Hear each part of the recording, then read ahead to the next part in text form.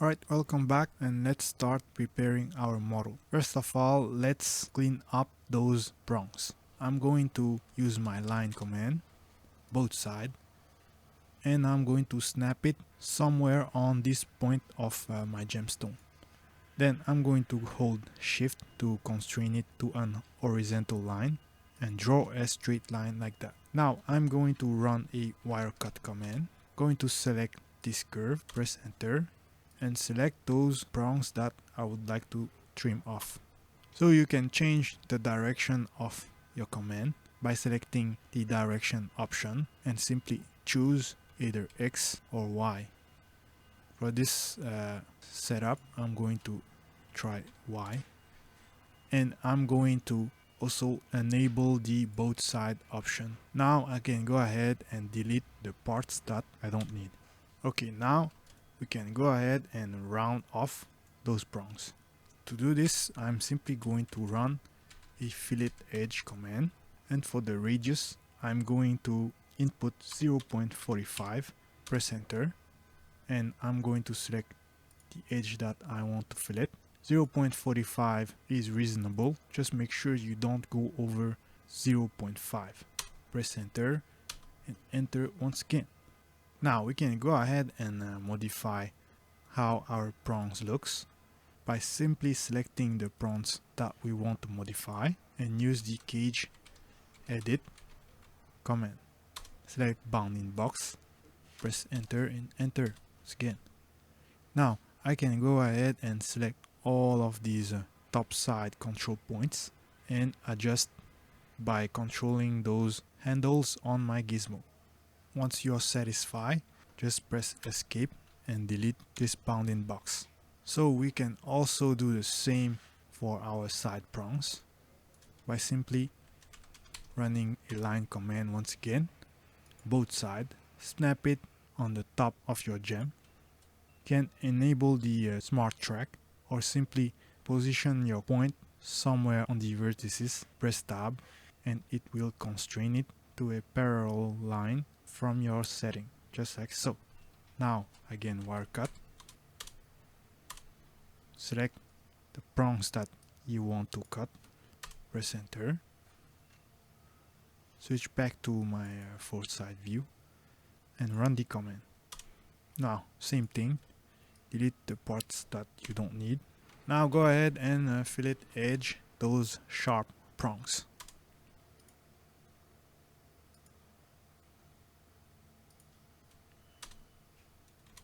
For this type of prong, I am going to lower the radius to either 0.2 or 2.5. It is fine.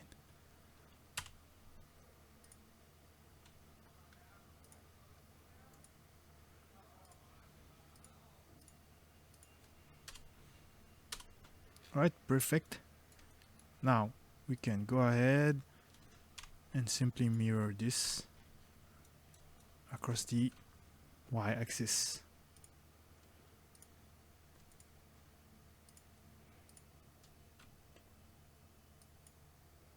Just like so.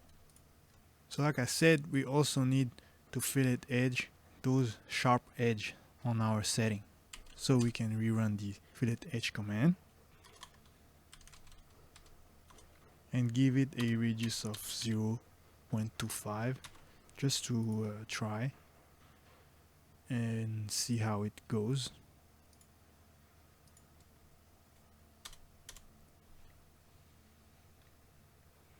Perfect. A good thing to keep in mind when we render, it is to leave some space between the gem and your ring, especially when you have like some side stones. Make sure that it is not overlapping with the ring. Make sure that you use a cutter and cut some material off your ring. You need to do this because when you have some overlapping geometry, it will simply be hard for the software to distinguish between your gem and your ring, and it will simply mess up the reflection of your diamonds. Alright, now I'm going to show you how to create some snapshot inside Rhino so we can use it later when we are going to render our ring. because when we render a model, we usually want it in different angle. For example, one like that, one like this, or whatever, right? So let's do that. I'm going to go on my side panels and right click on this empty space, and I'm going to enable this camera logo, which is called the name view tabs, just like that. And I'm going to find an angle that I like, something like that, or let's try something like this. And then I'm going to click on this little camera with a plus logo, press on it, and as you can see, it has like automatically selected the perspective view, and we can give a name, for example image 1, whatever, right?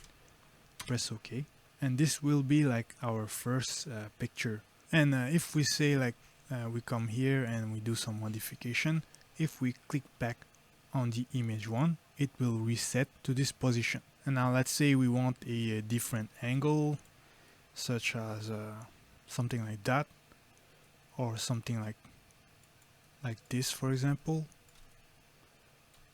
Simply go ahead and redo the same thing.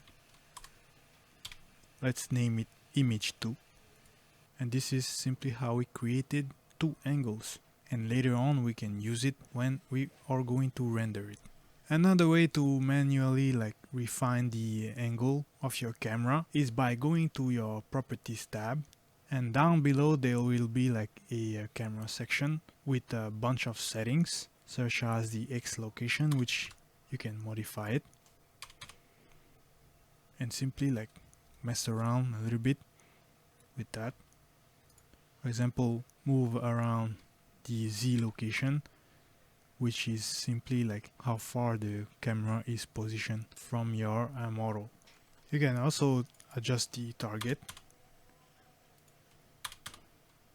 and simply like realign. And once you have something that you like, simply go ahead and create another view, like close up, something like that. Let's try another angle, and more like a fisheye, which is 8mm something. However, like have to be careful, because like any fisheye lens will kind of distort your model. I mean, your model is not distorted, it's simply the camera lens that is changed, but your model, all your settings are still the same.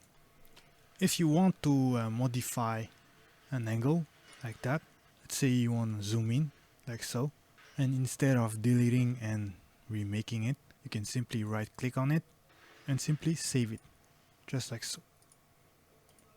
Alright, now let's go ahead and give some life to our ring, and this is where materials come into play. So if we come to our side panel and right click on this empty space, we can find the material tabs right here with this logo painting. Let's enable it, and material is simply colors. It's colors that we will assign to our model.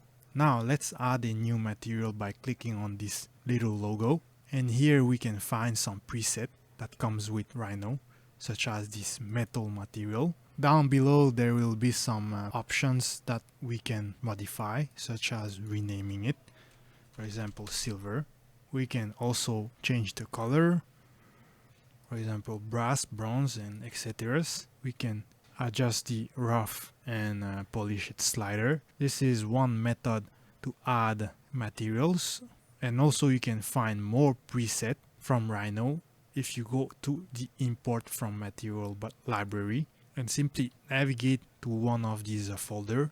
For example, let's find metal, polished metal, and let's say that we want to add this polished silver, and here we added our new material, and it's simply another way to find preset materials. So now to assign a material to your model, you can right click on it and either like selecting your layers and assign to object, you can directly like assign to layers directly. So I'm going to find my layer which I want to assign it and press OK. So right now you cannot see like any change, And to have a preview, a rendered preview, you need to switch to either a rendered view, which is a faster preview mode. If you want a more realistic preview, you can select the raytraced. However, the raytraced will be slower depending on the specs of your computer, and if you are like me, you have a lower end computer, it will simply be a lot slower. And down below here you can adjust the quality of your sample rendering. Right now it is set at 1000, and if you want a faster render preview, you can set it, for example, at 100 or 200, whatever. So if I set it to a 100, it will stop at 100. In other words, this sample is simply the quality of your render. Let me set up to a lower sample rate, for example 50. The image will be a lot more noisy. Now that we have a metal material, we can go ahead and add a new material, which is a gem. Gem material, of course, is for our diamonds.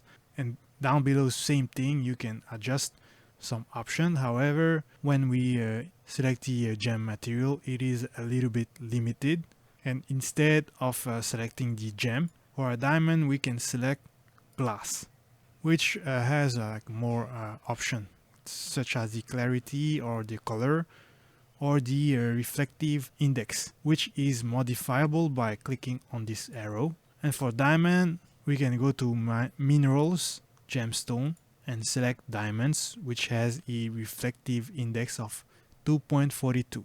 Alright, now I'm going to assign this material to our gemstone.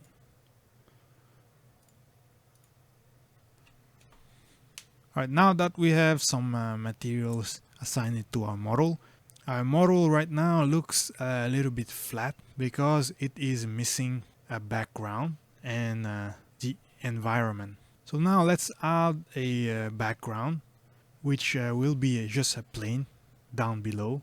And let's navigate again to our side panel. And I'm going to enable this ground plane tab right here. Enable the show ground plane. And quickly it becomes a little bit more realistic. Because if you put something on a plane, it will show us some shadows, for example.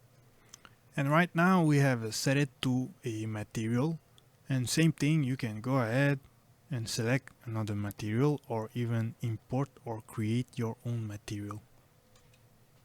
For example, I have selected this silver material. This is how it looks, and of course you can change the color and everything else. For me, I'm going to switch back to the default and switch from plaster to a plastic one. Alright, now we have added a ground plane to our subject. We can try to make it more realistic by adding an environment to my side panels and find the environment tab. So at the moment we have the default environment, which is a studio environment with a simple background. And if we want other environment, we can click and add from the environment library. And I'm going to switch my view first to large icon. And here you will have like bunch of presets from Rhino. And for example, we can select a better suited environment for jewelry, which is probably this one, studio. And I can go here and right click and set it to a environment channel, just like that.